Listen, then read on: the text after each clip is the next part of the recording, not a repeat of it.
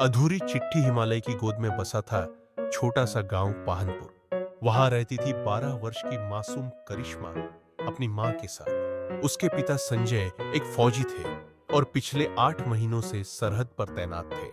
हर सुबह करिश्मा की आंखें अपने घर के पुराने दरवाजे की ओर उठती। क्या आज डाकिया बाबू पापा की चिट्ठी लाएंगे? मां अक्सर उसे समझाती, पापा देश की रक्षा कर रहे हैं, वे बहुत जल्दी लौटेंगे। करिश्मा एकटक मां की आंखों में देखकर मुस्कुरा देती, लेकिन उसके चेहरे की मासूमियत में इंतजार की छाया छुप जाती थी।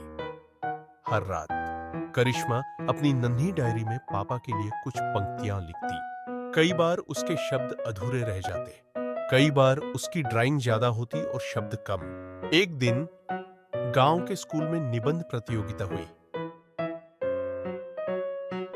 मेरा परिवार सिर्फ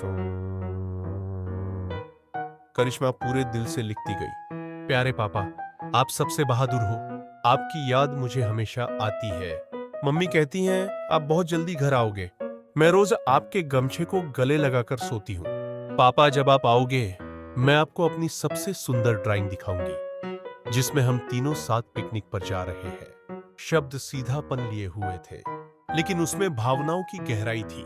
अध्यापिका ने उसकी चिट्ठी पढ़ते ही आंखें पोंछ ली और पूरे स्कूल में उसकी चिट्ठी की चर्चा हो गई। धीरे धीरे गांव में सबको पता चल गया कि संजय महीनों से घर नहीं लौटे। सबके मन में एक कसक सी थी। गांव की बुजुर्ग दादी एक दिन करिश्मा के पास आई।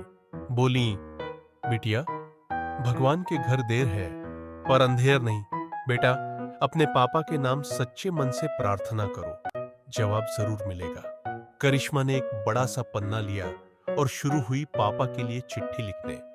प्यारे पापा, गांव में इस बार खूब बर्फ गिरी है। माँ रोज आपकी पसंद की दाल बनाती है, मगर अकेले नहीं खाई जाती। दादी ने आपके लिए ऊन का स्वेटर बुना है। आपका कुत्ता शेरू हर शाम दरवाजे पर बैठा रहता है। पापा, सबको बहुत याद आती है, जल्दी आइए। इस बार चिट्ठी पूरी थी। उसकी आंखों में उम्मीद थी। अगले ही दिन वह भागकर डाकिया बाबू को चिट्ठी पकड़ा आई। हफ्ते बीत गए। गांव के हर कोने में उस चिट्ठी की चर्चा थी। अचानक एक दिन डाकिया बाबू की आवाज गूंजी, करिश्मा के नाम दिल्ली से चिट्ठी आई है। मां ने जल्दी से दरवाजा खोला। वो संजय की लिखावट थी। चिट्ठी में लिखा था, मेरी प्यारी बेटी, तेरी चिट्ठी पढ़कर आंखें भर आईं। इतना प्यार और दुआएं मिलने के बाद हिम्मत दोगुनी हो गई है। ये वादा रहा, इस साल दिवाली पर हम तीनों साथ होंगे। गांव वालों को मेरा सलाम। चिट्ठी पढ़ते पढ़ते करिश्मा और उसकी मां की आंखें खुशी के आंसुओं से भीग गईं। गांव के लोग भी घर के बाहर इकट्ठा हो गए। हर किसी के चेहरे पर मुस्कान थी। शाम को जब करिश्मा झरने के किनारे बैठी थी, उसके पास अब कोई अधूरी चिट्ठी नहीं थी, बल्कि एक पूरी उम्मीद थी।